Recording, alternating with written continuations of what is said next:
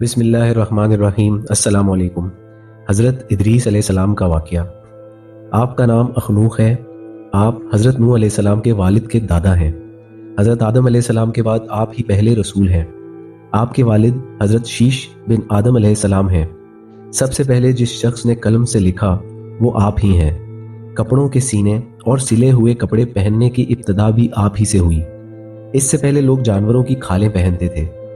سب سے پہلے ہتھیار بنانے والے، ترازو اور پیمانے قائم کرنے والے اور علم نجوم و حساب میں نظر فرمانے والے بھی آپ ہی ہیں۔ یہ سب کام آپ ہی سے شروع ہوئے۔ اللہ تعالیٰ نے آپ پر 30 صحیفے نازل فرمائے اور آپ اللہ تعالیٰ کی کتابوں کا بکثرت درس دیا کرتے تھے۔ اس لیے آپ کا لقب ادریس ہو گیا، اور آپ کا یہ لقب اس قدر مشہور ہو گیا کہ بہت سے لوگوں کو آپ کا اصلی نام معلوم ہی نہیں۔ قرآن مجید میں آپ کا نام ادریس ہی ذکر کیا گیا ہے۔ آپ کو اللہ تعالیٰ نے آسمان پر اٹھا لیا ہے۔ بخاری و مسلم کی حدیث میں ہے کہ حضور اکرم صلی اللہ علیہ وآلہ وسلم نے شب معراج حضرت ادریس علیہ السلام کو چوتھے آسمان پر دیکھا۔ حضرت کعب احبار رضی اللہ تعالیٰ عنہ وغیرہ سے مروی ہے، حضرت ادریس علیہ السلام نے ملک الموت سے فرمایا کہ موت کا مزہ چکھنا چاہتا ہوں، کیسا ہوتا ہے؟ تم میری روح قبض کر کے دکھاؤ۔ ملک الموت نے اس حکم کی تعمیل کی اور روح قبض کر کے اسی وقت آپ کی طرف لوٹا دی اور آپ زندہ ہو گئے۔ پھر آپ نے فرمایا کہ اب مجھے جہنم دکھاؤ تاکہ خوف الہی زیادہ ہو۔ چنانچہ یہ بھی کیا گیا۔ جہنم کو دیکھ کر آپ نے دروغہ جہنم سے فرمایا کہ دروازہ کھولو، میں اس دروازے سے گزرنا چاہتا ہوں۔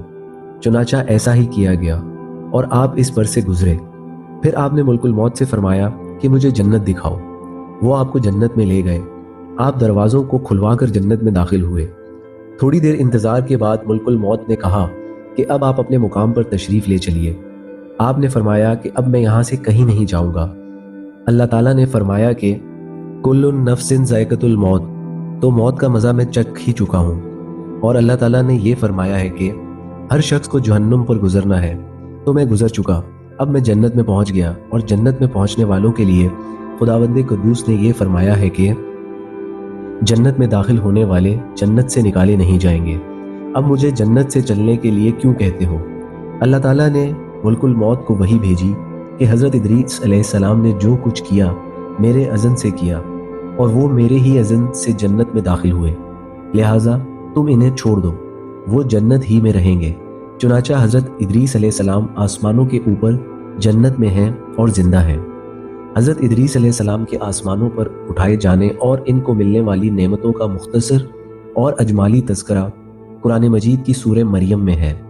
ترجمہ: اور کتاب میں ادریس کو یاد کرو، بے شک وہ صدیق تھا، غیب کی خبریں دیتا، اور ہم نے اسے بلند مقام پر اٹھا لیا۔